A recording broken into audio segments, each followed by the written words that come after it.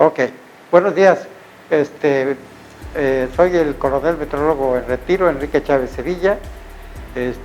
Vamos a dar una plática sobre lo que son los huracanes.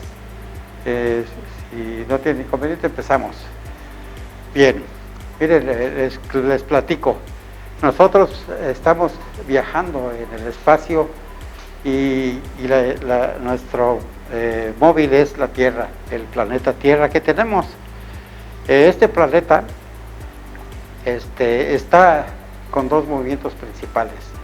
El movimiento de rotación sobre su eje, que nos da el día y la noche, y otro movimiento de traslación que tiene alrededor del Sol, donde nos da las estaciones del año. ¿Sí?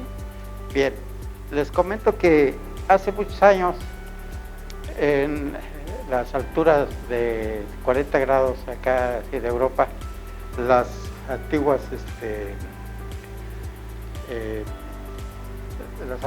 poblaciones que había, eran griegos, eran los científicos matemáticos que había en ese entonces, vivían en Grecia, vivían en Italia, vivían inclusive en Inglaterra, ¿no? Y entonces empezaron a hacer muchas cosas para que en la actualidad tengamos lo que ahora conocemos. Y lo primero que hicieron ellos, pues empezaron a hacer divisiones, ¿sí? Agarraron y dividieron la Tierra en dos hemisferios, el hemisferio norte y el hemisferio sur, y hicieron una línea en el Ecuador, más o menos aquí, el polo norte y el polo sur, que está en el sur. Bien, después hicieron otras dos líneas a 30 grados de latitud norte, pusieron el trópico de Cáncer, 30 grados de latitud sur, el trópico de Capricornio, y luego los casquetes polares que están a 66.6 grados. Y como les digo, la división que hicieron estas es para poner los climas que había en ese tiempo.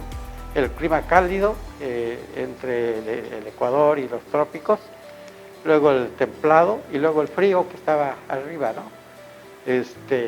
Y entonces empezaron a tratar de ver y ubicar puntos en el espacio. Entonces, miren, hay una cosa que se llama latitud. La latitud es la distancia que hay del Ecuador hacia un punto al norte o al sur del mismo. Y para que tengamos una idea, Cozumel está en un promedio de 20 grados de latitud norte, en esta parte de aquí. Pero 20 grados de latitud norte puede estar en cualquier punto de la línea de 20 grados, o sea, todo lo que le da la vuelta al globo terráqueo. Entonces, lo que hicieron también es agarrar y hicieron otra división, como si fuera una naranja, hicieron líneas que pasan de los polos al otro polo, ¿sí?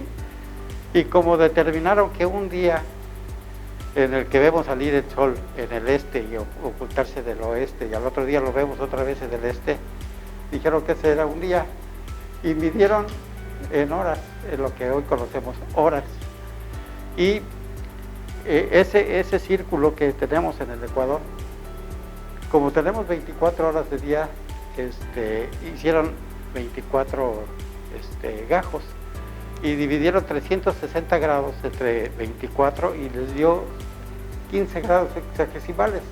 Cada 15 grados hexagesimales hay un uso horario.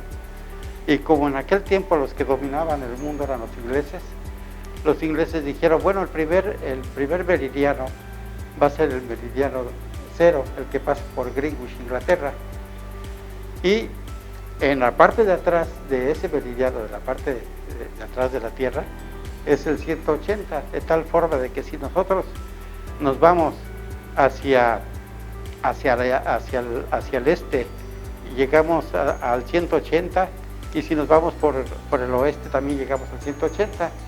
Esta línea es importante porque ahí, en esa línea, es donde cambia la fecha de hoy día 7 al día de mañana, que es 8 del mes de julio, que estamos ahorita, ¿no?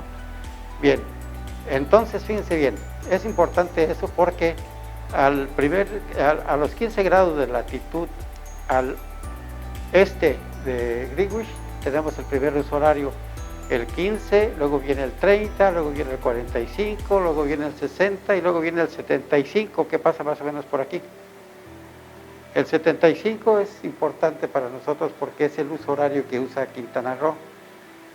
Sí, ahorita la mayor parte del país estamos con este uso horario, el 75, pero en el mes de octubre va a haber un cambio de uso horario. Nosotros en Quintana Roo vamos a permanecer con el 75, pero la mayor parte del país va a usar el 90. En alguna parte del país, de Nayarit hacia la izquierda, usan el 105 y las Bajas Californias en una época del año usan el 120. Bien, les quiero decir que el movimiento de rotación de la Tierra del hemisferio norte es en contra de las manecillas de un reloj, y en el hemisferio sur es al revés, es a la derecha, ¿sí? Entonces, como les había yo mencionado, la velocidad de la Tierra de rotación es de 1670 kilómetros por hora.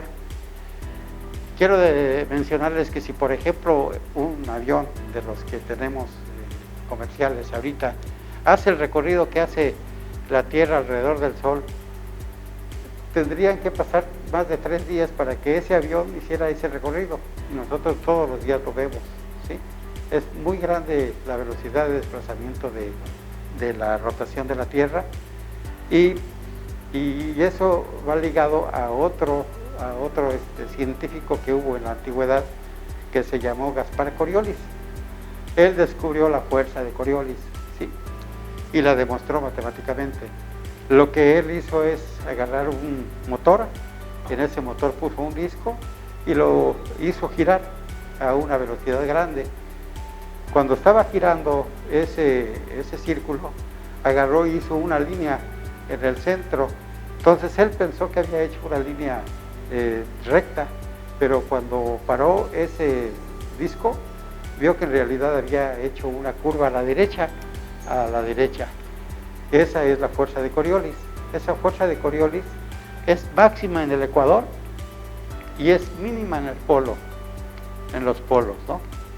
Entonces, eso lo demostró y lo puso con la función de las tablas matemáticas de la función seno. Si ustedes en la tabla matemática buscan el seno de 0 grados, les va a dar 1. Y si buscan el seno de 90 grados, les va a dar 0. Por eso la velocidad de rotación de la fuerza de Coriolis es máxima en el ecuador. Y vale la mitad a 30 grados de latitud norte, el seno de 30 grados es 0.5. Bien, entonces con esto les quiero decir que cualquier movimiento que hagamos en la Tierra, en el hemisferio norte, de aquí para allá, siempre va a estar a la derecha. Si nos venimos para acá, a la derecha.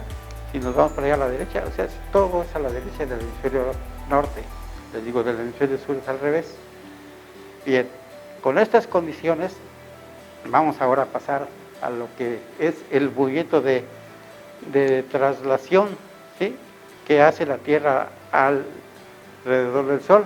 Este movimiento lo hace en 365 días y un cuarto, ¿sí? Por eso cada 4 años tenemos un año bisiesto, cuando el mes de febrero tiene un día más, 29 días en lugar de 28. Y esta es la eclíptica. Si ustedes buscan en su internet y le ponen eclíptica, les va a salir este modelo, de tal forma que la declinación magnética que tiene la Tierra con respecto a la eclíptica es de 23.5 grados, ¿sí? Entonces, fíjense bien. En estas partes de aquí tenemos los equinoccios. Equinoccios es una palabra griega que significa igual duración del día y de la noche. Y en las partes más alejadas son los solsticios.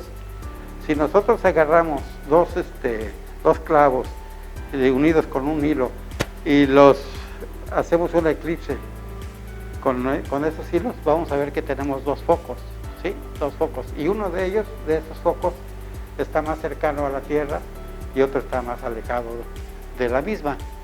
Entonces, nosotros ahorita estamos en este punto, estamos en el solsticio de junio y vamos hacia el equinoccio de septiembre, que es el día 23 aproximadamente, ¿sí? Estamos viajando de aquí para acá. Pero lo importante de esto es que hay que observar que la Tierra ahorita llegó a su punto máximo el día 21 de junio y se situó los rayos concentrados en el trópico de Cáncer, de tal forma que estamos nosotros con el polo norte iluminado las 24 horas. De hecho va a durar 6 meses, ¿sí? Si nosotros ahorita viajamos hacia alguna ciudad de Nueva York, por allá, vamos a ver que el sol a las 12 o 1 de la mañana, todavía el sol lo vemos. Y entre más nos vamos hacia el norte, vamos a ver que el sol no se oculta en el polo norte. Caso contrario, el hemisferio sur, y nosotros cuando llegamos al invierno, vemos que es al revés. Nosotros estamos en oscuridad en el polo norte y el polo sur está iluminado. Ellos tienen un exceso de energía en ese tiempo, ellos tienen su verano aquí y nosotros tenemos nuestro invierno. Nosotros tenemos aquí nuestro verano y ellos tienen su invierno en el hemisferio sur. Si alguien de Sudamérica viene ahorita aquí, viene porque está huyendo de las temperaturas bajas que hay en todo el continente americano en el sur. Bien, quiero decirles que la distancia que hay de la Tierra al Sol en promedio se llama una unidad astronómica. Esa unidad astronómica equivale a 150 millones de kilómetros aproximadamente. Es un poquito menos, pero los científicos lo calculan así, y así le pusieron una unidad astronómica. De tal forma que un rayo que sale del Sol y llega a la Tierra tarda un poquito más de 8 minutos y medio aproximadamente en llegar desde que sale el Sol a la Tierra. Y paradójicamente nosotros, en la época en que tenemos nuestro verano, donde tenemos más energía, el Sol está más lejos de nosotros.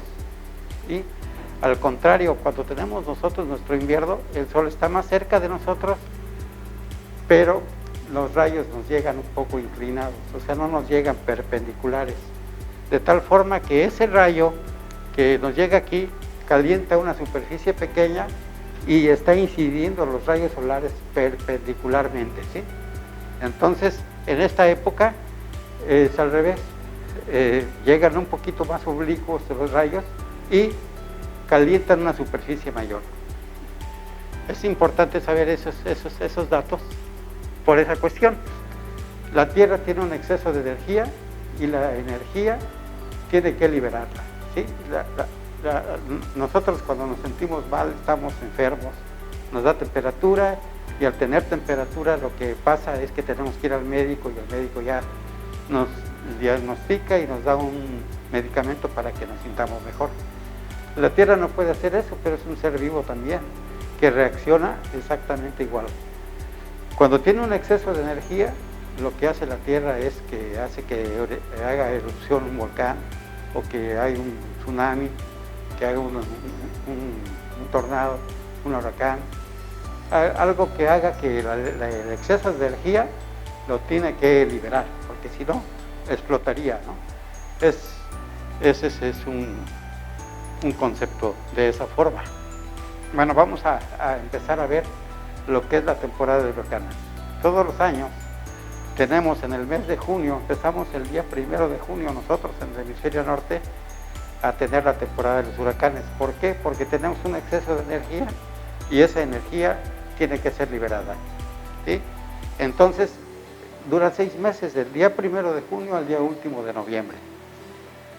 Bien, entonces vamos a empezar a ver ya un poquito ya de materia de la cuestión de la meteorología tropical, y vemos que como introducción nosotros vemos que por la posición geográfica que tiene aquí Cozumel y toda la península de Yucatán, pues cada año nos visitan estos fenómenos, nos pasan muy cerca por aquí o muy distantes, pero siempre tenemos una amenaza, un peligro en esta época, por lo cual nosotros tenemos que tener una preparación, una capacitación, difundir la información.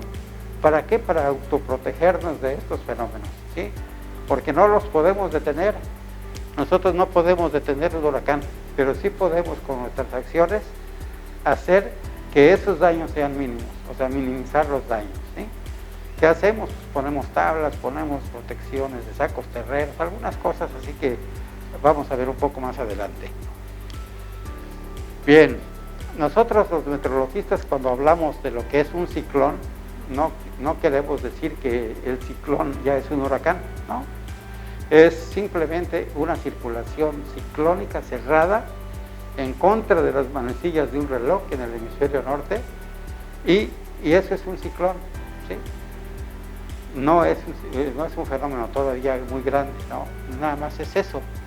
Y gira, como les digo, en el sentido de las manecillas de un reloj. Y vamos a ver aquí algo muy importante también. Aquí en el planeta, nuestro planeta, en nuestra nave que vamos viajando, vemos que hay lugares que está azul porque es el océano y no hay nubes, está desprovisto de nubes.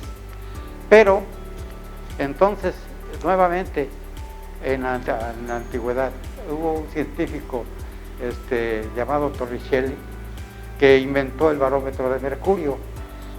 ¿Qué hizo este señor? Bueno, este señor agarró un recipiente donde tenía mercurio y agarró un tubo de vidrio abierto por un lado y cerrado por el otro. También le puso mercurio y invirtió ese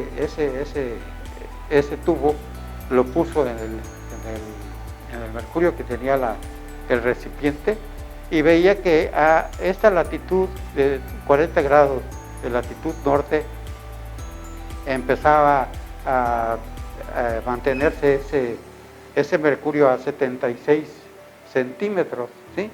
Entonces él agarró y dijo, bueno, 76 centímetros de mercurio va a ser una atmósfera de presión. Y ahí salieron otras equivalencias, ¿sí? Salieron que 760 milímetros de mercurio, 29.92 pulgadas de mercurio y 1013.250 milibares es la misma equivalencia, y esa es una atmósfera de presión. De tal forma que nosotros, en nuestra cabeza, desde que tenemos nuestra posición de la cabeza hasta el límite superior de la atmósfera, que equivalen a 1000 kilómetros, estamos soportando una atmósfera de presión. Si nosotros vamos a algún lugar donde existan lugares donde hay playa y nos renten un equipo de buceo y bajamos a 10 metros de profundidad, ya estamos soportando 2 atmósferas de presión. Y para que se den una idea, 3, 4, empezaríamos a tener, si bajamos a 20, a 30, empezaríamos a tener 2 o 3 o 4 atmósferas de presión sobre nosotros. Y para que se den una idea más práctica, nosotros cuando llegamos a una gasolinera y le decimos a la persona que está atendiendo que nos ponga las llantas de nuestro vehículo a 30 libras, lo que estamos haciendo es meterle una atmósfera de presión a las llantas, ¿sí? Pero fíjense bien lo que pasa. Cuando nosotros le metemos aire a esa llanta, el aire se calienta porque el aire está expandido aquí y lo encerramos en la llanta. Entonces, cuando nosotros estamos poniendo la manguera que nos da el aire, si lo tocamos va a estar caliente, ¿sí? Pero cuando lo liberamos nos va a dar una sensación de frescura, porque el aire se libera y se hace grande, ¿sí? Y es lo que pasa, fíjense bien. Entonces, lo que ocurre es que cuando tenemos el exceso de energía entre el Ecuador, que está aquí, y el trópico de Cáncer, para nosotros en el hemisferio norte, el aire que está caliente aquí en esta parte tiende a elevarse en la atmósfera superior, pero todo lo que sube tiene que bajar en algún lado. Entonces el aire viaja y a 30 grados de latitud norte baja ese aire. Entonces ese aire lo comprimimos y lo calentamos, y a esa latitud, si ustedes ven, en esa latitud están los grandes desiertos del mundo. todos los desiertos que hay en Sonora, en todo lo que es México, en la parte norte, y si nos vamos al desierto del Sahara y todos los demás que hay en el mundo. Por eso precisamente eso es lo que pasa.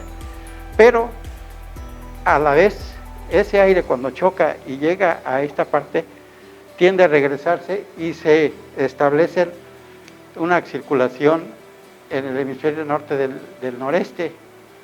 En el hemisferio sur hace lo mismo, pero los vientos alisios de allá son del sureste, ¿sí? Bien, en la época en nosotros en que tenemos nuestro verano, lo que estamos haciendo es que el ecuador meteorológico sube de 0 grados, puede llegar hasta 10 grados de latitud norte.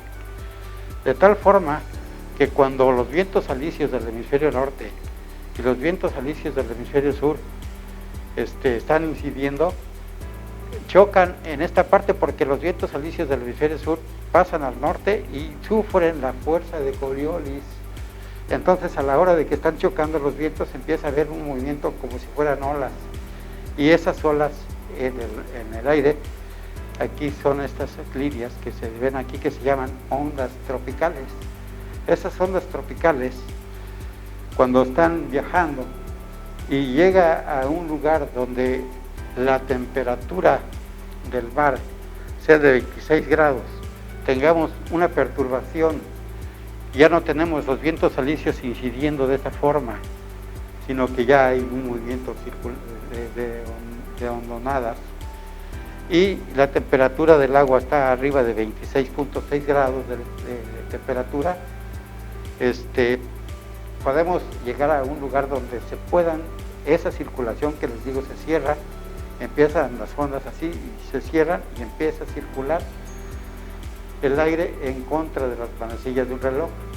Si ese movimiento continúa muy fuerte, girando y girando y girando, va a empezar a tener más velocidad y vamos a empezar a tener una depresión tropical, luego una tormenta tropical y luego un huracán. Y si sigue, pues huracán de fuerza 1, 2, 3, 4, 5 en la escala de Saffir-Simpson. Ahorita vamos a ver qué es eso. Bueno, otro científico que hubo por ahí descubrió los grados centígrados, ¿sí? Él agarró y se apellidaba Celsius, agarró un recipiente con agua, lo puso a calentar y observó que el agua hervía a 100 grados centígrados, a la latitud de 40 grados, ¿sí? Si nosotros ponemos agua a hervir aquí en nuestra posición, el agua va a hervir a los 87 grados, 85, dependiendo cómo esté la presión y otros parámetros, ¿sí? Pero a esa latitud él observó que a 100 grados centígrados lo midió, huía el agua, hervía el agua, ¿sí? Y el agua se congelaba a 0 grados, ¿sí? Y él le puso grados centígrados porque pues él los descubrió, se apellidaba Celsius y así, por eso son Celsius o centígrados, que es la misma, ¿no? Pero después llegó otro científico que se apellidó Fahrenheit y entonces él agarró y dijo, bueno, yo voy a hacer un experimento, pero voy a poner esa agua y le voy a poner sal y la voy a poder hervir. Entonces observó que el agua hervía a los 217 grados Fahrenheit, perdón, y se congelaba a los 37 grados Fahrenheit, ¿sí? Y por eso estas cartas, como son americanas, traen aquí grados Fahrenheit. Es muy fácil la conversión de los grados Fahrenheit a centígrados. Si nosotros a 80 le restamos 32 y lo dividimos entre 1.8, sacamos la temperatura en grados centígrados. Los americanos y los ingleses, sobre todo ellos, no han querido adoptar el sistema métrico decimal, que ya internacionalmente se aprobó y dijeron que eso es lo que se iba a manejar en el mundo. Sistema métrico decimal, ¿qué quiere decir? Que medimos las distancias en metros, en kilómetros, y las medidas en kilos, no usamos libras, y ellos los grados centígrados, y es una serie de parámetros que hay, que tienen sus medidas en grados, en el sistema métrico decimal y en el inglés, ¿sí? Ellos miden sus litros, los miden en galones, las distancias las miden en millas, o sea, es diferente, y no han querido ellos adoptar eso. Por eso es que vemos estas cartas, ¿no? Pero es lo mismo, nomás hay que hacer una conversión, y aquí vemos que hay lugar para que se forme un huracán inclusive. Bien, fíjense bien, esta es la circulación general que tiene la atmósfera. Realmente todos los días hay una carta que sale con estas características. Si nosotros esta diapositiva la vemos en tiempo real, vamos a ver que estas cosas verdes son los vientos. Aquí hay un anticiclón que está circulando en contra de las manecillas del reloj. Aquí hay un anticiclón. Cuando hay un ciclón, gira al revés, al contrario de las agujas del reloj, y vemos que los vientos alisios aquí vienen.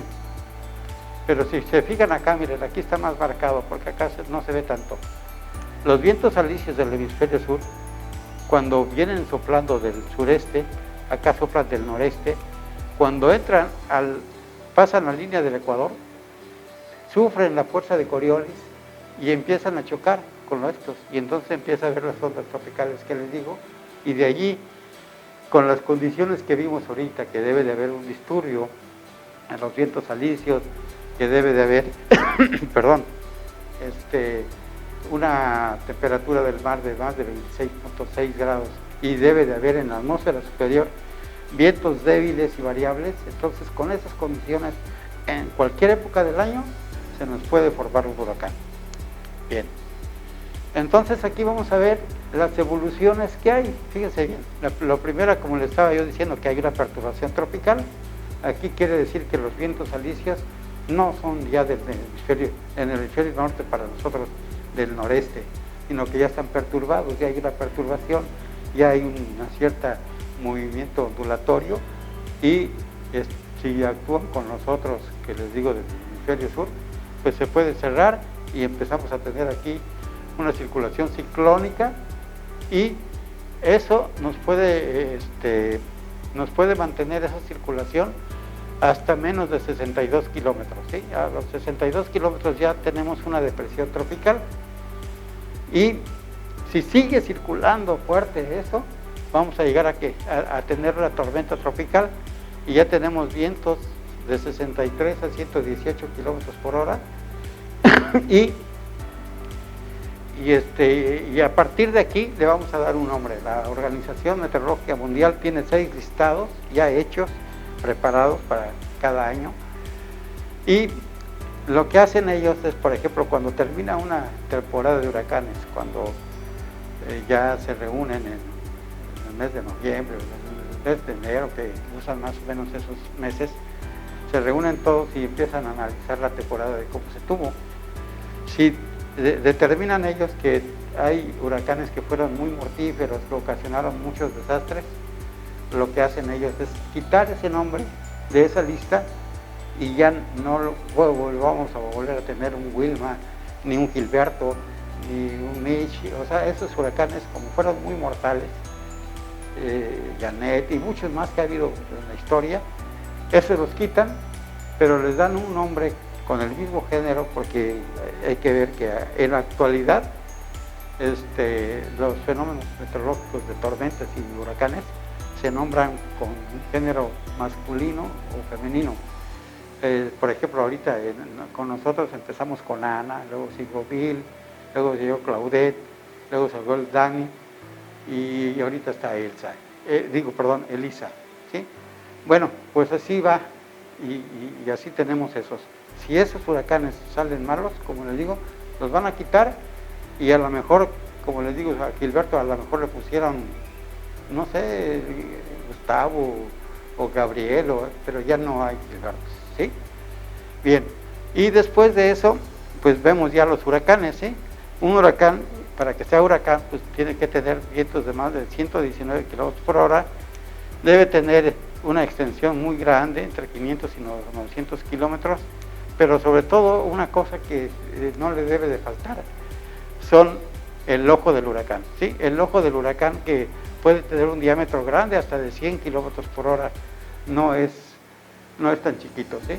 Y Y como un comentario más les digo, entre menor presión hay, entre menor peso tenga el viento que está encima, el huracán es más fuerte, más potente, ¿sí? Y por eso es que en la diapositiva que les pusimos, donde está azulito, ahí hay una alta presión, donde hay nubes, hay una baja presión y hay mal tiempo, puede haber mal tiempo. Y como les digo, también hubo ya esto más moderno, la escala Saffir-Simpson, también son dos matemáticos que hubo hace poco, no tanto como en la antigüedad, y hicieron una cuestión muy similar a lo que son los temblores, ¿sí? Los temblores se miden en la escala de Richter o en la escala de Mercalli, ¿sí? Y lo hacen así para diferenciar de si es un temblor de 3, 4, 5, 8 que son muy fuertes, depende a los daños que ocasionan en algún lugar. Pues esto es igual. También el huracán de fuerza 1, aquí lo tenemos, debe tener 119 hasta 153 kilómetros por hora, y es un huracán de fuerza 1 y su presión es de 980 en promedio, milibares, ¿sí? Estamos hablando de milibares. Y el fuerza 2 es de 154 hasta 177 y su presión es de 979 en promedio milibares. Y estos dos son huracanes pequeños. A partir del 3, 4 y 5 son grandes huracanes, ¿sí? Bien, entonces fíjense bien, un fuerza 3 ya tiene 178 hasta 208 kilómetros por hora, vientos sostenidos, y ya es extremo, ya es extenso. Y 200 a 251 pues ya es un extremo, ya está muy fuerte, es el 4, y el 5 ya tiene fuerzas de más de 252 kilómetros por hora, pero son vientos sostenidos, ¿sí? O sea, tienen rachas mucho más grandes y muy poderosas. Bien, tradicionalmente y matemáticamente en todo el mundo, en estas áreas que están de naranja, es donde se llaman las zonas ciclogenéticas, ahí nacen los huracanes. Pero eso no quiere decir que no puedan hacer un huracán aquí. Entre los trópicos de Cáncer y de Capricornio, en cualquier parte puede haber un huracán donde haya agua, ¿sí? Donde haya mar. Bien, miren, las temporadas de los huracanes se comportan como si fuera la vida de un hombre, de un ser humano, ¿sí? Nomás que dura muy poco, dura 6 meses, ¿sí? Si nosotros empezamos nuestra temporada el día 1 de junio, pues aquí nacería, ¿sí? Aquí empezaría a gatear, aquí empezaría a caminar, aquí empezaría a correr más fuerte, y llegamos a la cúspide, a su gran potencia, donde está potente y es lo máximo que puede tener, que son los meses de agosto, septiembre y octubre. En esta parte de aquí, los huracanes son, o pueden ser más fuertes, aunque no se descarta que en otros meses podamos tener un huracán de fuerza 5, en cualquier época, ¿no? Eso depende de las condiciones, de cómo estén la sinopsis de la cuestión meteorológica que exista en el lugar donde esté. Y ya el último, pues ya que en noviembre aquí se muere, ¿no? La temporada de huracanes, cada año, como les decía, del 1 de junio al 30 de noviembre. ¿La cambiamos, por favor? Perdón. Bien, miren, vamos a ver cómo estadísticamente se ha comportado el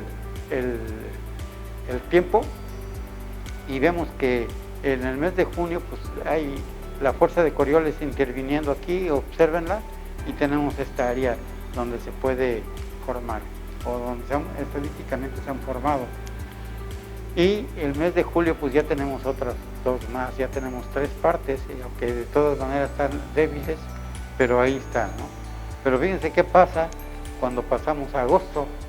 En agosto ya tenemos aquí una gran cantidad de superficie marina, y ya tenemos de los 3, ¿no? De los 3, desde pequeños hasta grandes lugares para que se forme.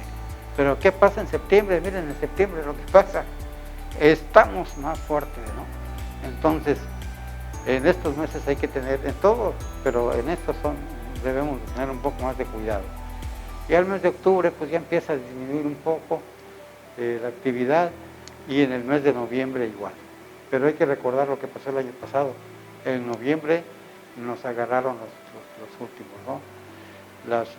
Ahorita lo vamos a ver más adelante, pero nos agarró en el mes de noviembre.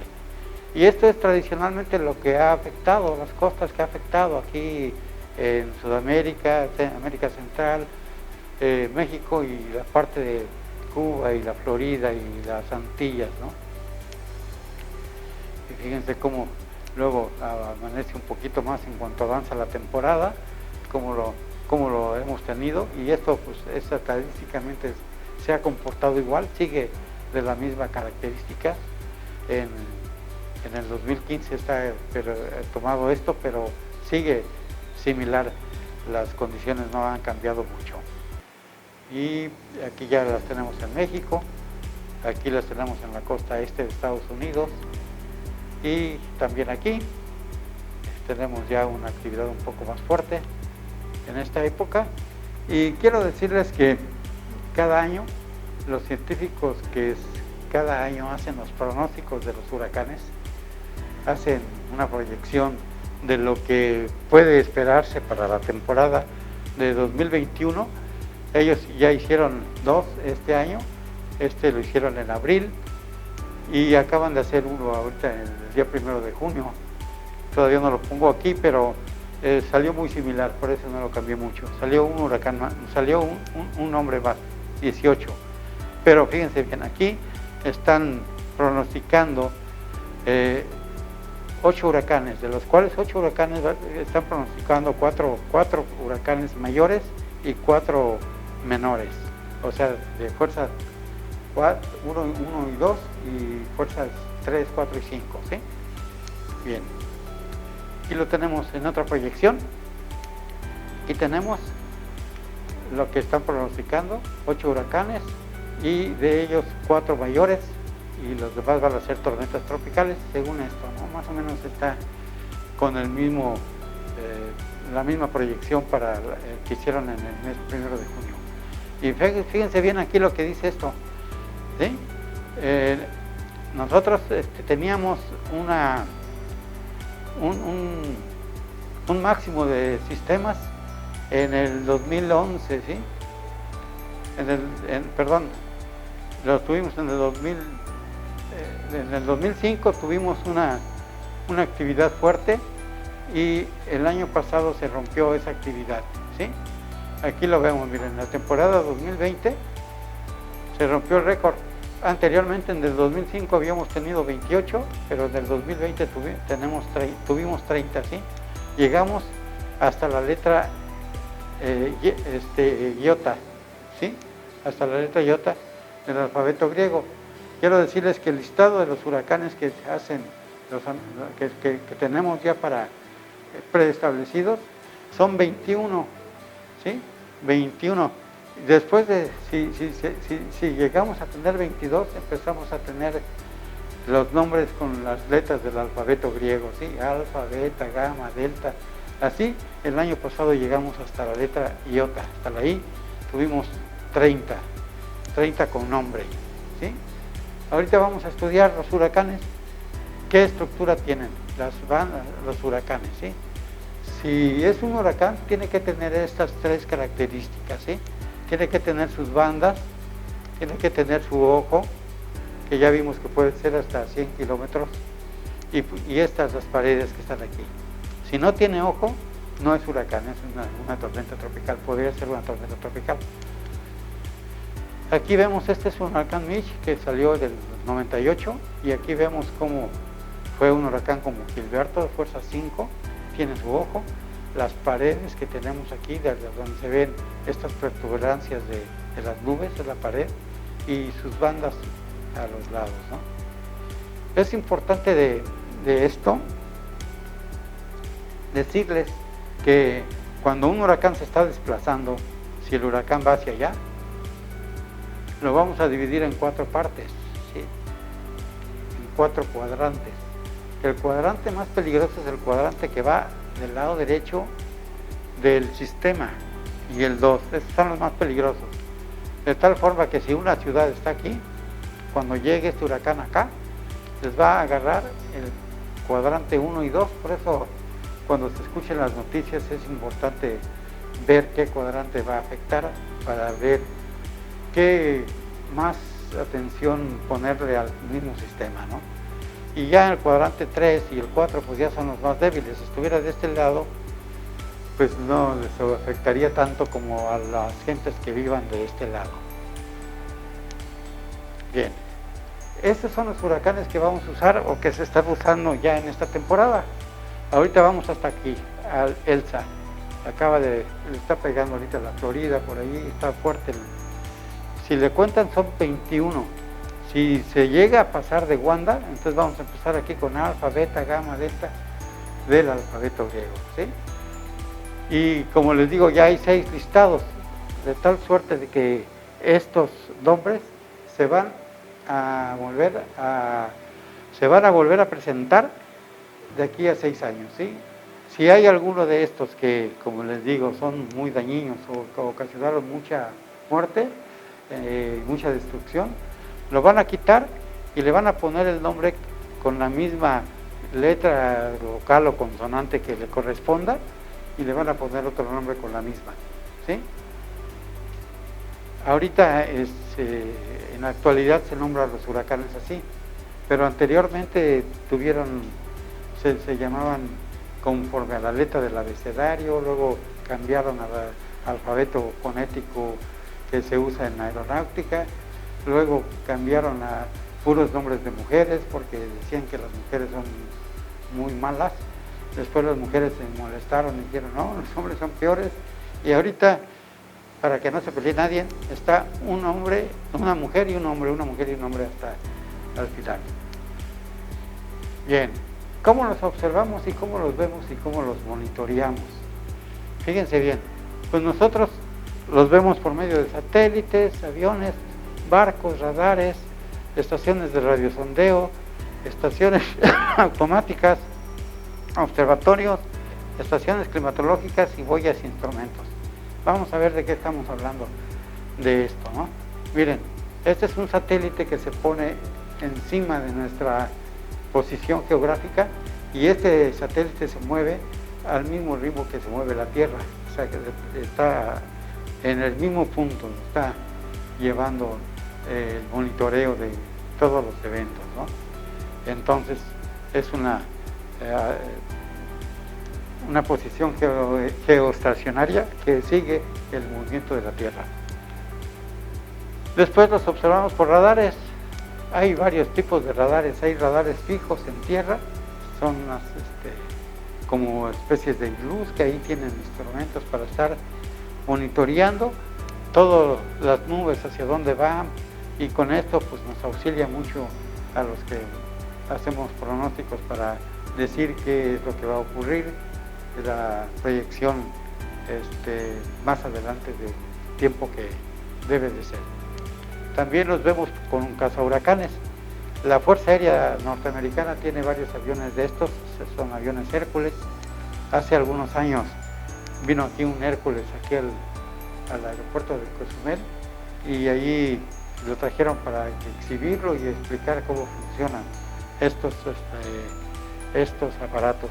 Son muy fuertes, tienen muchos motores, 4 motores, y son muy potentes, muy bien armados, porque estos aviones se meten por la parte de arriba del huracán, hacen una pequeña maniobra para soltarle unos instrumentos que se llaman drop sondas. Son unas ondas que miden y que van del avión hacia la superficie del mar. Y cada determinado tiempo les va dando datos de presión, temperatura, humedad, velocidad del viento, hacia dónde está desplazando, o sea, le miden muchas cosas más, ¿no? Pero de tal suerte de que cuando caen los drop sondas en el mar, están conectados con las computadoras que traen los aviones, y los aviones están conectados con el Centro Nacional de Huracanes. Total que cuando pasa eso, ya el Centro Nacional de Huracanes, por modelos matemáticos que tienen, ya sale una proyección, le dicen a uno qué latitud, qué longitud, qué movimiento lleva, para dónde está moviendo, qué fuerza de vientos trae, qué presión atmosférica tiene. Y nos dan otros datos más. También nos observamos por barcos. Hay barcos que tienen instrumental meteorológico a bordo, y esto que se llaman boyas. Unas boyas donde tenemos aquí instrumentos meteorológicos que nos miden el viento, la temperatura, la humedad, la periodicidad de las olas, nos miden otras cosas, ¿no? Que nos sirven para nosotros hacer un pronóstico. Luego, pues también tenemos en internet podemos ver muchas cosas, pero hay que ver que en cuestiones de huracanes hay ocasiones en que hay mucha información falsa, ¿no? Hay que ver páginas serias que sí le den a uno la información como debe de ser. Y dentro de eso pues nos da aquí la temperatura del agua, ahí vemos cómo está y dónde puede haber alguna formación. Después, como les decía yo, hay lugares de internet, mucho internet, y hay que tener cuidado de qué páginas abordamos, ¿no? Porque no todas son confiables. Y vemos los peligros que conllevan estos fenómenos. Los fenómenos de tormentas tropicales, huracanes, inclusive depresiones y ondas tropicales nos pueden ocasionar algún problema fuerte, ¿no? Cuando vienen muy activos. Pero los huracanes, lo que traen más potentes son las mareas de tormenta, los vientos intensos, las lluvias torrenciales, las inundaciones. Esos son los peligros potenciales y primarios. Los secundarios puede haber incendios por el viento que está soplando mucho y que puede provocar alguna chispa por los alambres, los cables de la luz que nos llega a nuestras casas y puede provocarse algún incendio.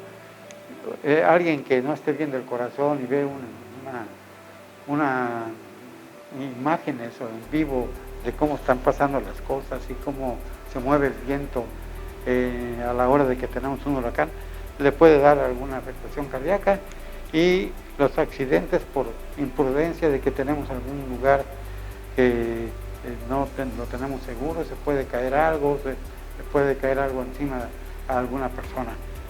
Y son los accidentes que puede haber. Y fíjense bien qué potencia tiene un huracán que desgaja las casas. Todo esto ocasiona, aunque son aquí casas de madera, de todas formas debe tener una fuerza muy grande para provocar estas imágenes, ¿no? Aquí hay algunas imágenes de la historia que ha pasado aquí sobre Cozumel. Este fue el huracán Wilma desde el 2005. Aquí vemos el malecón, parte de lo que ocasionó. Y fíjense bien la fuerza que tiene el viento, que esta palma la atravesó una tabla. Si ustedes agarran una hacha en su casa y la afilan así, con todo el filo que le puedan dar, y le pegan a una palma, no le van a hacer nada, ¿verdad? Y la fuerza del viento, fíjense lo que hace. Por eso es importante que previamente tengamos una limpieza de las casas, que recojamos todo lo que puede ser un proyectil, porque eso es lo que puede ocasionar. Aquí está otro, el Evely, este fue un poquito antes de el Wilma, en el 2005. Aquí está lo que pasó. Esto es lo que no deben de hacer las gentes, andar aquí, no tienen nada que estar haciendo. Hay peligro porque se les puede caer algún poste o puede haber algún cable que tenga luz o que traiga energía y puede ocasionar una desgracia. Fíjense bien aquí cómo andaban en la 30 y en lugares de aquí de Cozumel cuando pasó en el 2005 el Wilma. Tenía 15 años que no había pegado uno, hasta el año pasado que nos pegó. Nos pegaron estos que no nos pegaron de lleno, nos pasaron por un ladito, pero sí nos alcanzaron a poner en aprietos. Bien, fíjense bien, desde hace cierto tiempo para acá, a partir del temblor de 1985 en la Ciudad de México, la Secretaría de Gobernación sacó una alerta que tiene estos colores, desde el azul hasta el rojo, para alertar a la gente en caso de que tengamos algún huracán, ¿sí? Y entonces sacaron esta clasificación. Vemos que la alerta azul pues es un aviso simple que tenemos un huracán o una tormenta en el Atlántico, pero está muy retirado. Luego viene la verde, ya se acerca un poco más, luego la amarilla, más sacado. Cuando tengamos esta alarma, en estas alarmas, ya en nuestra casa ya debemos de tener ciertos alimentos, agua suficiente. Tenemos que estar preparados ya para soportar el mal tiempo que viene. Ya en la alerta naranja, las autoridades ya no lo dejan salir a uno de su casa. Y en la roja, pues menos, ¿verdad? Ya nos está pegando. Ahora fíjense bien, esta es una tabla para cuando se acerca un sistema de estos. Cuando tenemos el azul, como les dije, es un aviso y está a más de 72 horas. Ya la verde ya tenemos que prevenirnos un poco y ya lo tenemos un poco más cerca, hasta 60 horas, ¿sí? Luego la amarilla, ya en esta amarilla, como les digo, ya es preparación. Ya aquí ya debemos de tener preparado todo lo que vamos a utilizar si decidimos pasar en casa o si nos vamos a ir a una albergue o lo que hayamos decidido. Y ya lo podemos tener hasta 36 horas. La alarma naranja, como les digo, ya aquí ya no nos dejan salir las autoridades, ya las autoridades están trabajando, haciendo algunas cosas para que la gente se refugie, para que estén protegidos. Y ya no nos van a dejar salir. Y menos en la roja, ¿no? En la roja ya lo tenemos encima y ya nos está golpeando fuerte. Pero hay otra tabla que es para alejarse. O sea, ya nos pegó, ahora ya se va alejando para el otro lado. Lo tenemos encima todavía, el rojo, hasta 150.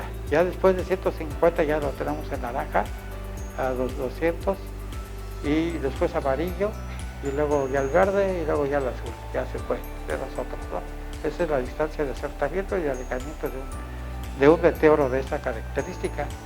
Y como les decía, la alerta luz azul es un aviso ya aquí un poquito más personalizado. Lo tenemos hasta 72 horas, ¿no? Como le digo, en la verde pues ya es una prevención hasta 48 horas. La amarilla hasta 36 horas y ya tenemos que estar preparados. La naranja, pues ya las autoridades ya andan operando hasta 12 horas.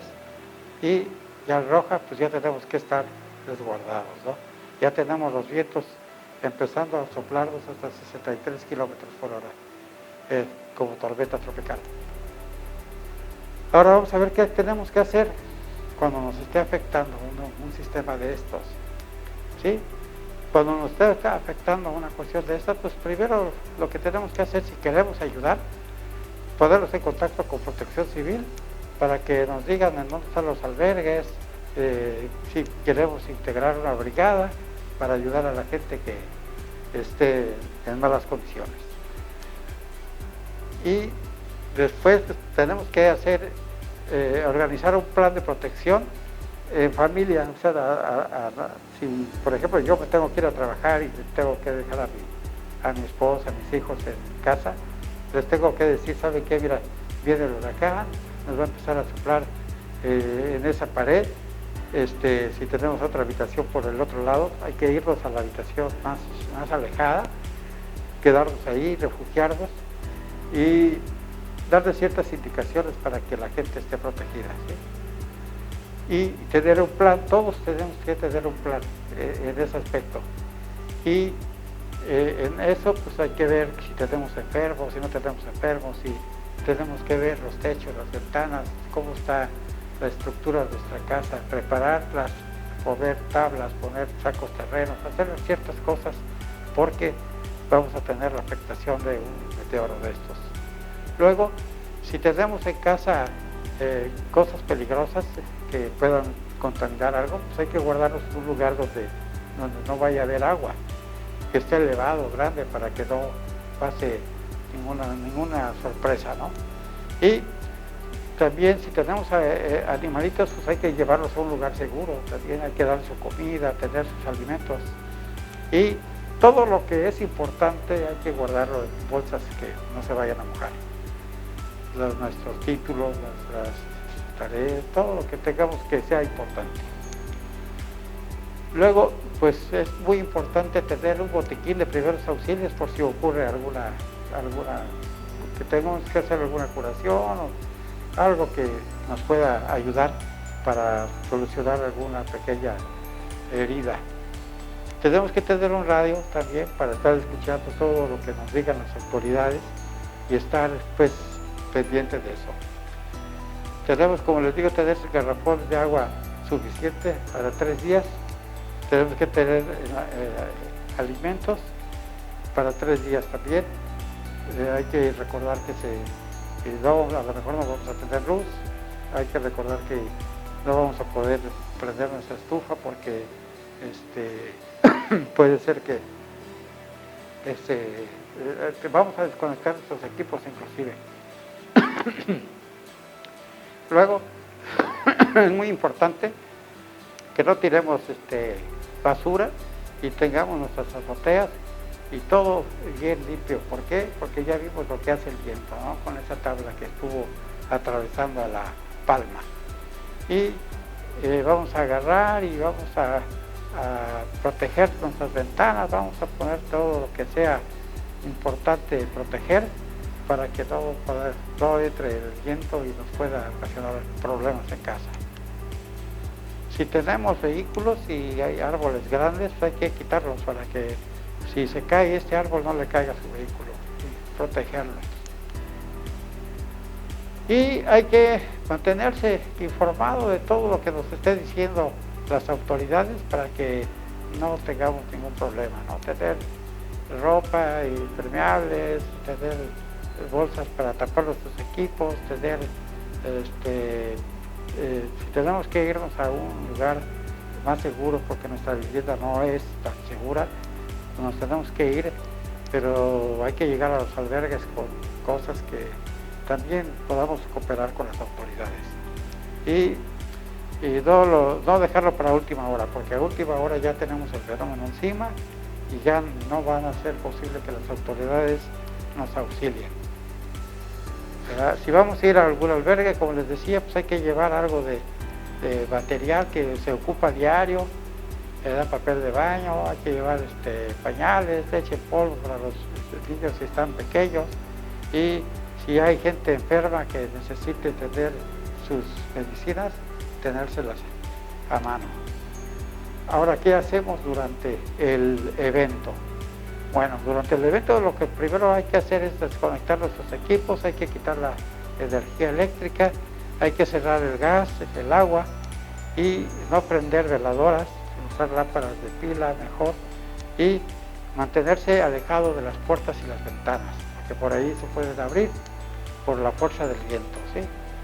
Si tenemos niños, pues hay que, y ancianos, hay que protegerlos, ¿no? Hay que cuidarlos, ¿sí? Que no se abran las ventanas. Si se abran las ventanas, no ir hacia la ventana derecho, sino que hay que ir protegiéndose del viento, un poco sesgado para que no nos vaya a agarrar alguna piedra, algún proyectil que nos pueda pegar. Y que no salgamos hasta que las autoridades nos digan que ya es seguro de salir. Porque hay que recordar que el ojo del huracán es bastante extenso, puede tener hasta 100 kilómetros de diámetro, y cuando nos llegue y se estacione sobre algún lugar, pues en el centro del huracán, en el ojo, no hay ninguna actividad, no hay vientos, no hay lluvia, no hay nada.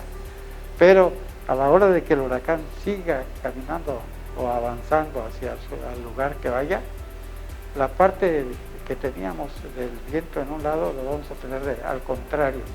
Entonces, si estamos en esta habitación, hay que irnos a la otra para protegernos.